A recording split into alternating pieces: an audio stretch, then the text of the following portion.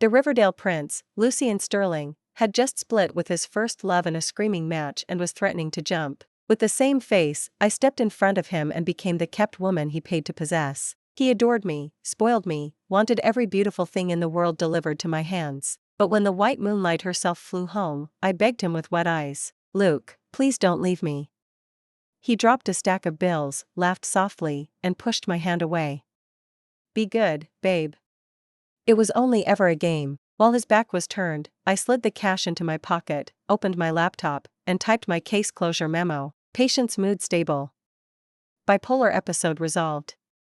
Therapy terminated. Then I packed up, ready to disappear with the $30 million his mother had wired me. Before we go on, smash that subscribe button and tell us in the comments where you're listening from. An exquisitely expensive birthday cake sat on the table. Candlelight painted my cheekbones gold. Lucian's arm circled my waist. He smiled like I was the only thing that mattered and brushed a kiss to my skin. "Happy birthday, baby. What are you wishing for this year?" "I want to stay with you forever." Both our phones buzzed before I could finish. Blair's back in Riverdale. The family gossip group chat lit up. I glanced sideways at him. His eyes were storm dark, phone clenched tight. Tension crackled off him. The caller ID said Blair. "Luke, I'm home. Come pick me up, okay?" Her bright voice was nothing like the soft falsetto I'd practiced. "Okay." He hesitated for all of one breath, then stood. I clutched his hand, tears rimming my lashes. "Where are you going? You promised you'd stay for my birthday." He stroked the tear away, frowned, and peeled my fingers off. "Be good and entertain yourself. This is important." It was the first time the man who never told me no had said it aloud. "Is it, because of Blair?" I tested the name like it might cut my tongue. He paused mid-shrug into his coat, then tossed a wad of cash onto the table. "Don't be dramatic. It's late, she shouldn't be alone." I wept at the shut door until the latch clicked, then wiped my face, cackled, and pocketed the money. I opened a blank Word doc and started daily report number 741. Positive emotional feedback, no anomalies. Everyone in Riverdale knew I was the stand-in for Lucian Sterling's White Moon first love. The prince himself was a romantic catastrophe. His breakup with Blair had been operatic. When she ghosted and flew overseas, Lucian drank every night, raced, bungee jumped, skydived, whatever might kill him fastest, and kept St. Camilla's Hospital on speed dial. Word was he had bipolar disorder and needed therapy. Sterling Industries summoned every elite psychologist in the country. He threw them out. I'd just graduated, brand new license in hand, spamming resumes into the void. Amid all the rejections, an assistant brought me to Eleanor. The regal matriarch skimmed my CV, gaze lingering on my face. "Lovely.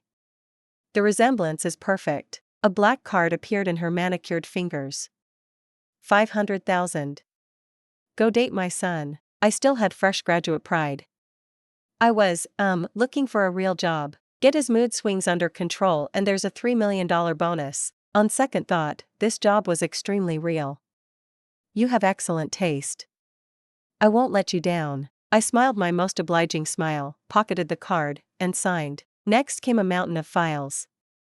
I've always been a quick study. I devoured every fact about the Sterling princess. Blair really was perfect, pure beauty, innocent and pampered, just willful enough to walk away without looking back and still haunt a man. To hook Lucian, I had to echo her without becoming her, so I learned only 60%. The man played hard.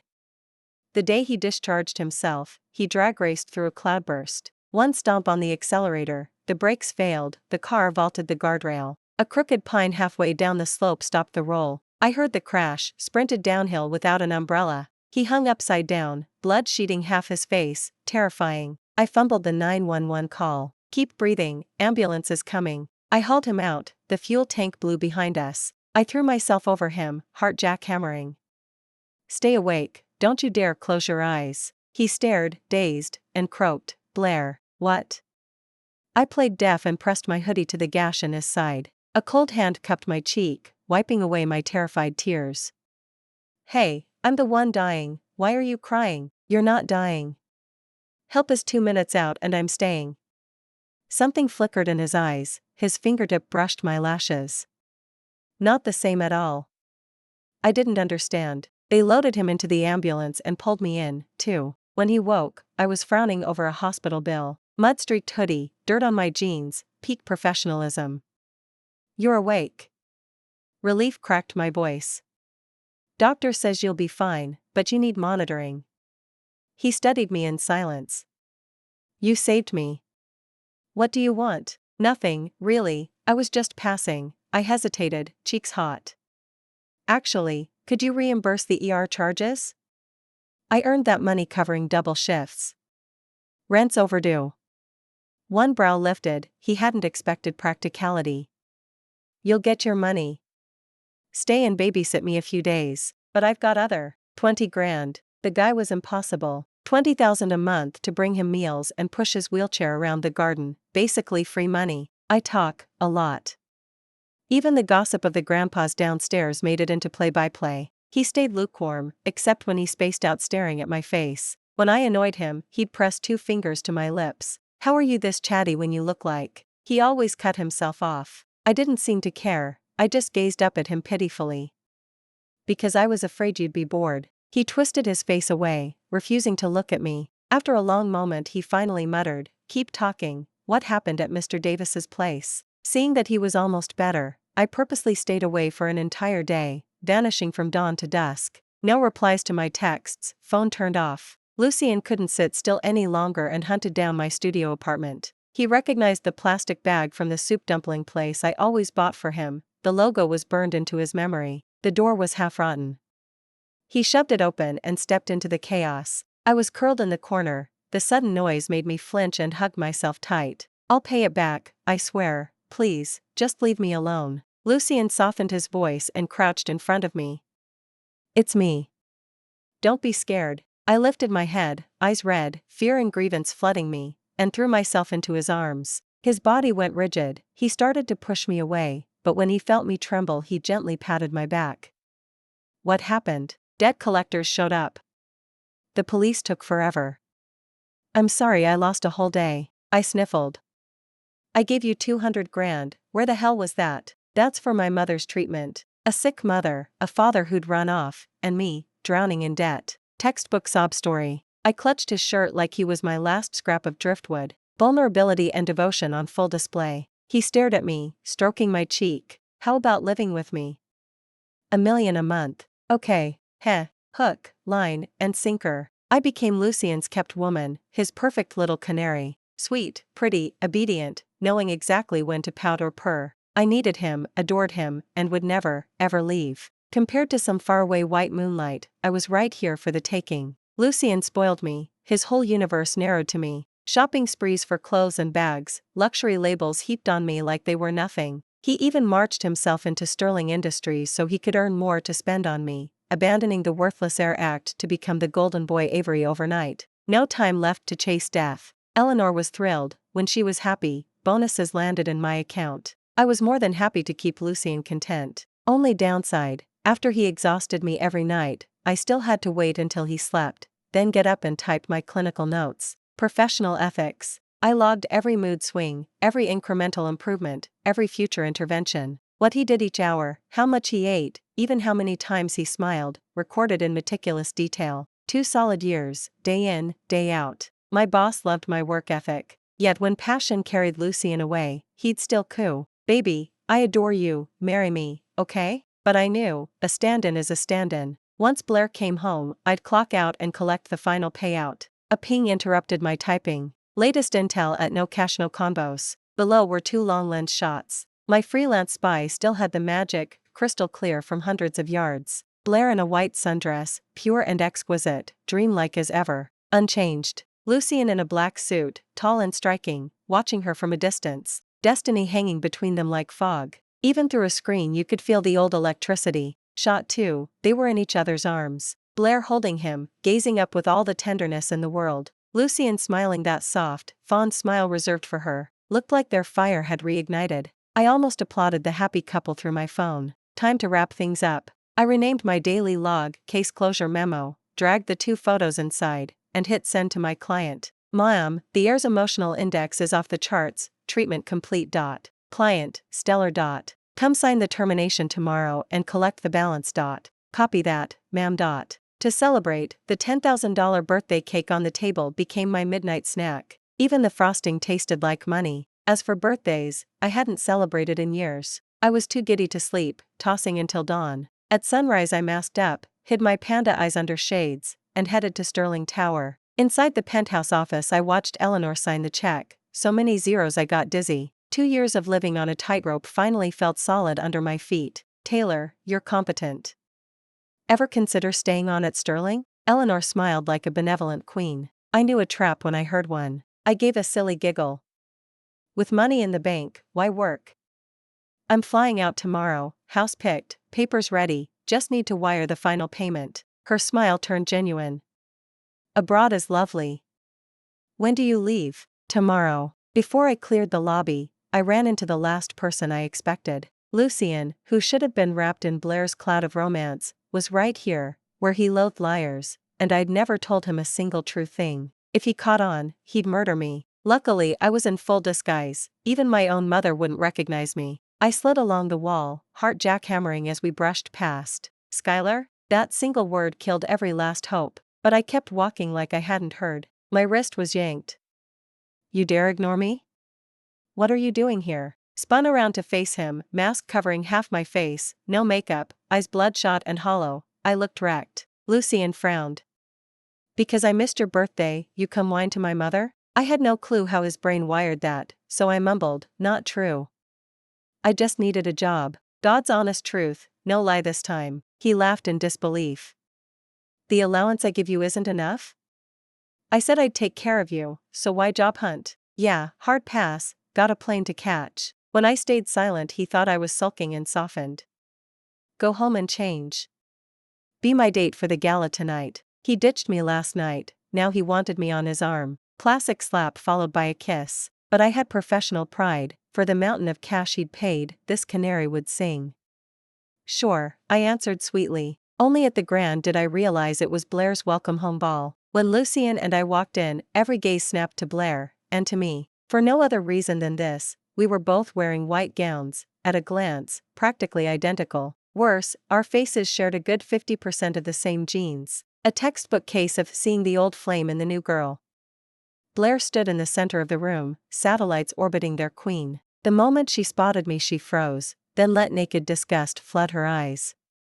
Why would Luke bring a knockoff to Blair's party? Come on, Blair's proud as hell, he's obviously trying to torch her. Word is she shot him down last night. Side by side with the real thing, Skylar looks like a bargain bin ripoff. The comments floated straight into my ears. These same people had fawned over me because Lucien pretended I mattered. Now that my dismissal was public, their masks came off overnight. Luke, you never mentioned this friend of yours. She's Skylar, my girlfriend. Lucien hesitated on the word, dramatic as ever. Blair's expression froze, she pursed her glossy lips, annoyed. Big news, and I hear it from strangers? Can't be that important, then. The two of them locked eyes, vinegar thick in the air. I was supposedly being introduced, yet no one bothered to look at me. Sandwiched between them, I felt like a prop in their private psychodrama. Still, I played my part as backdrop with professional commitment. You two catch up, I'll get out of the way. I slipped my hand free of Lucien's and stepped aside. His palm twitched at the sudden emptiness, eyes lingering on me for half a second. But the instant I turned, a glass of red wine crashed over my gown. Lucien yanked me toward him, the goblet shattered at my feet. Crimson bled across the white silk anyway. He frowned. What the hell happened? I'm so sorry, it was an accident. The waiter stammered apologies, frantic. I caught the flicker of triumph on Blair's face and knew today's ambush had begun. Her playbook hadn't risen above kindergarten level. Oops, so clumsy. Come on, let's find you something clean. In fake sisterly concern she latched onto my arm, peeling me out of Lucien's reach. Once she'd dragged me to an empty corner, her mask dissolved. She swung to slap me.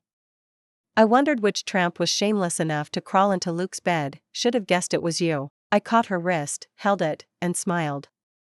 Long time no see, dear, big sister. Blair is my father's outside daughter. No one expected her to be a full year older than me. He sweet-talked my mother into marriage while keeping his other woman on retainer, funding that second household with my mother's money. He told her every investment tanked. She emptied our accounts to cover his losses. In truth, the cash was fattening Blair and her mother's closet. We lived on rice and rationing, they flew first class and redecorated yearly. My mother pitied him for working late, unaware he had a second wife tucking him in. When the company ballooned, he installed mistress and illegitimate daughter in our house as trophies. My mother collapsed from the humiliation. He seized the moment, lawyered her into signing away everything, then slammed the door on us, literally. I still taste that stormy night. Blair ground her heel into my fingers, contempt sparkling. The clothes and jewels I tried to take, she shredded and stomped into rags. What's so noble about you?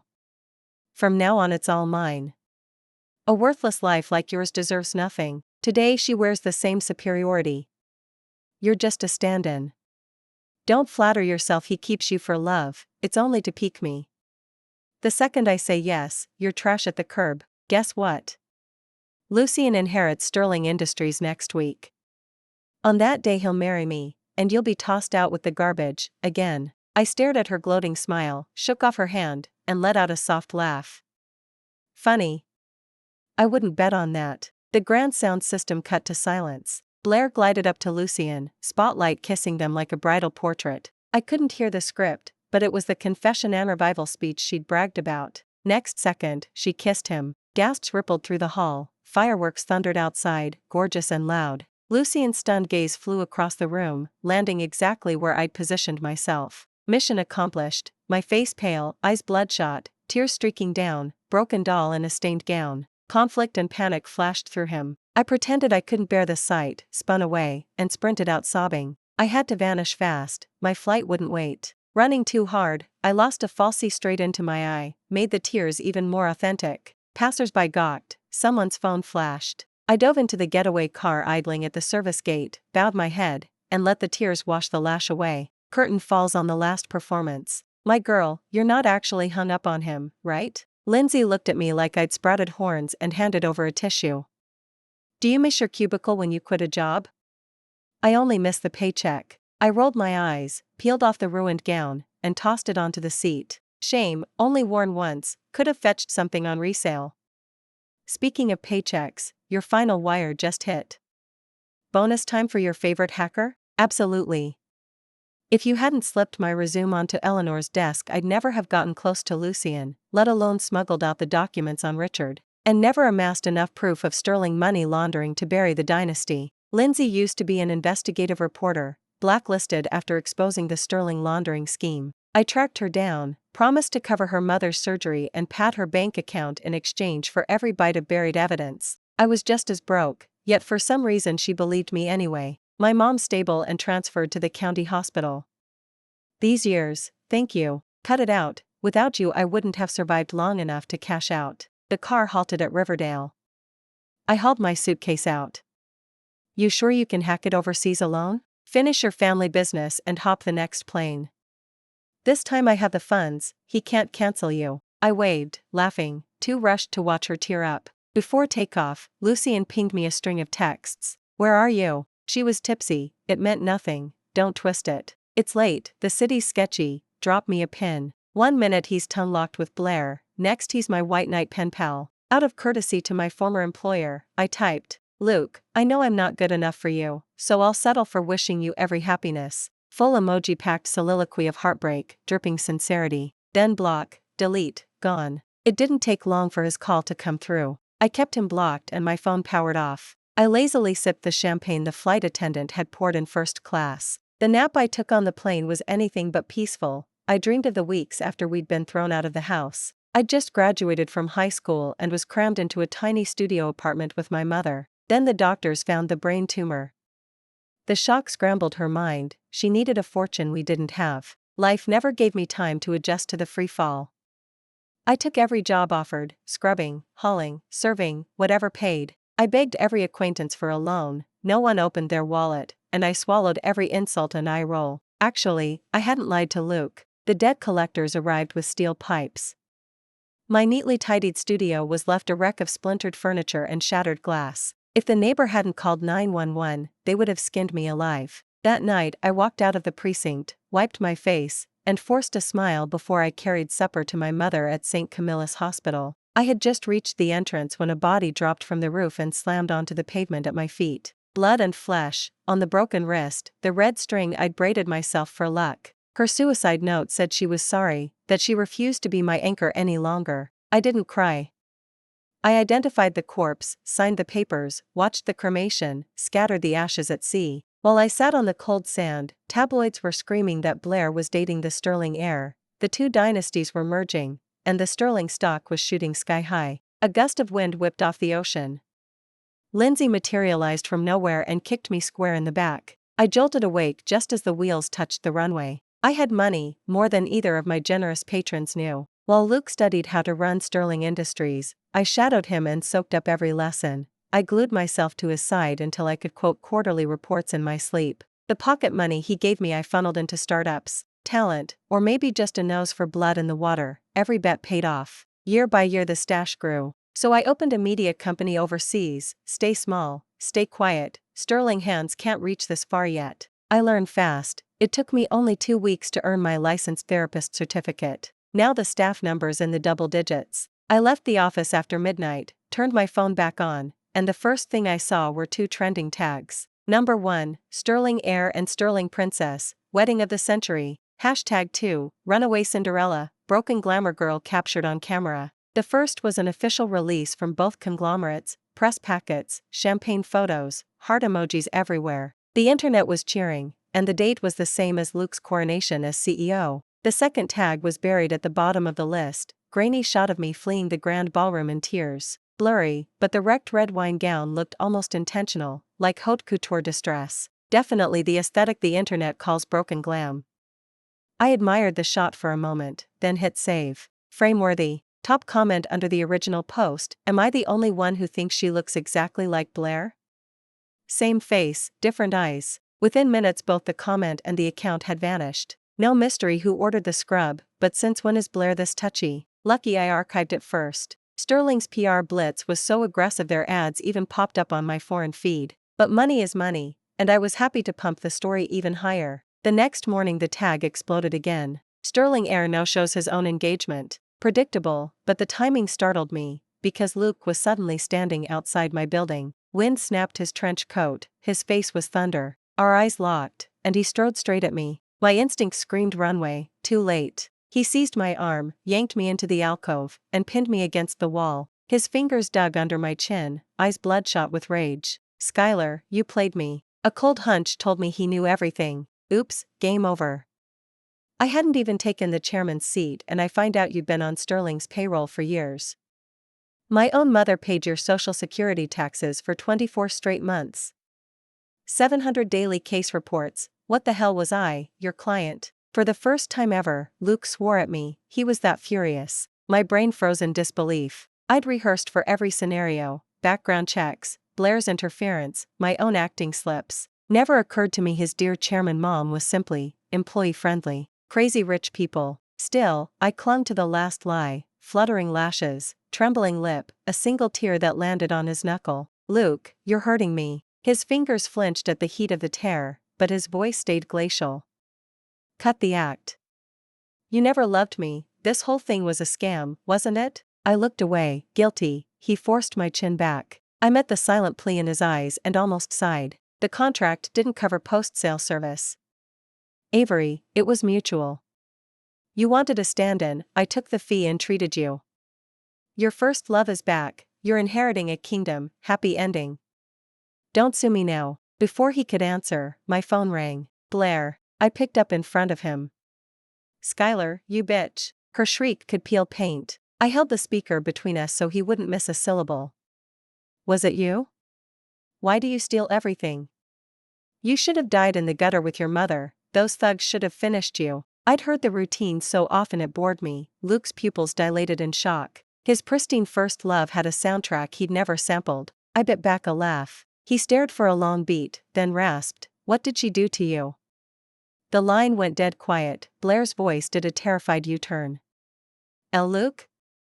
How? He ended the call with a swipe and repeated, softer, "What did she do to you?" She ruined my family, drove my mother to suicide, and tried to have me killed. I spoke flatly, watching the realization punch the air out of him. I slipped free while he was still stunned. Why didn't you tell me? Would you have believed me? I'm not that naive. He had no answer. Avery, you're a busy man, no time for my tragic backstory. Go home, an arena of shareholders and photographers is waiting. I already had the press release drafted, it would hit every homepage within minutes. He had arrived like a hurricane, now he looked like the debris. Skylar. I never, not for 1 second, thought you were Blair's substitute. Of course not, all that method acting would have been wasted. Every time he woke from a nightmare and reached for me, every whispered confession had unfolded on my timetable. So the day he finally beds Blair again, he'll discover. Her arrogance grates, whereas I kneel, apologize, and purr. I was fragile, helpless, unable to leave him, my heart full of only him. Again and again his hallucinations wore my face. Pity, every one of a kind he thought he saw wasn't me at all. I walked fast, Lucien didn't follow. I didn't dare sleep the whole night. Sure enough, I waited until Sterling's announcement dropped. Sterling Industries announces the dissolution of the engagement and termination of all cooperation with Sterling Group. The statement must have been released unilaterally by Lucien. The two houses were at a critical joint venture moment, so the losses would be huge. Under the post, Sterling Group's official account was screamed at by a furious mob. Within minutes it was muted and wiped clean. Dark-circled and wired, I hit send in one click and snatched the trending slot. I rallied the company's pet influencers and let them all loose. Right now, without Sterling Industries as armor, Sterling Group was nothing but an empty shell. Another headline surged up the chart. Sterling Group implicated in money laundering, capital chain traced to gray markets, wages and arrears top $10 million. The byline read, Lindsay. The same headline from 6 years ago, but this time stamped with Summit News and therefore impossible to scrub or block. Sterling Group's hand couldn't reach overseas and the fledgling media empire scared them. The evidence was ironclad, blow after blow more than enough to bury Richard. Overnight the Sterling Group was raided, its stock price in free fall. Even the Sterling shareholders who'd wanted to intervene choked and fell silent, grateful they'd distanced themselves in time. The one who must have cracked most was Blair. Overnight the lineage she'd flaunted, the love she'd banked on, turned to soap bubbles. The phone on the desk vibrated like it was having a seizure. She reacted pretty quickly. I ignored her, tossed the number straight on the block list. I added a kicker. The untold story of how Sterling's CEO Richard to power. Compared to financial crimes, old family gossip reels the masses in faster. For a stretch the internet boiled. He rode his wife's coattails up, then dumped her and the kid. How low can a man go? Gold digger, homewrecker, love child, this family's got the whole set. The scandal detonated, those three didn't dare show their faces. The online storm raged for days. On settlement day I flew home. I wanted to see it with my own eyes. Lindsay met me at the gate, delivering a breathless play-by-play of how miserably the Sterlings were faring. You should have seen the circus, Blair crawled to Lucien, sobbing her heart out.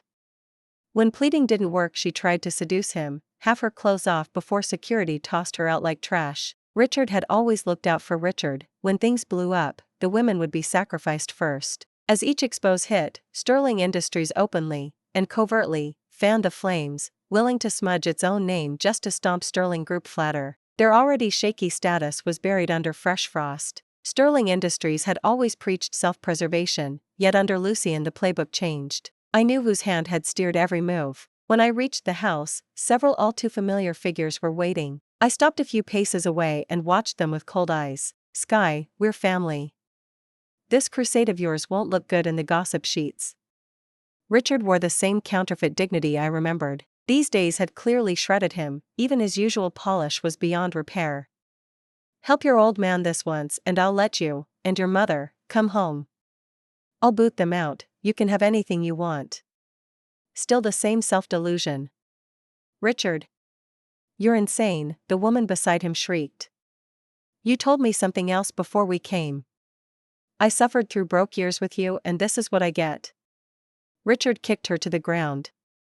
If you hadn't seduced me, whore, my family would still be whole. He followed with a slap to the silent Blair. Apologize for every rotten thing you did to Sky. She lifted eyes brimming with hatred, voice shaking with humiliation and gritted teeth. Sorry. At the sight I burst out laughing. I stepped up to Richard and slapped him hard.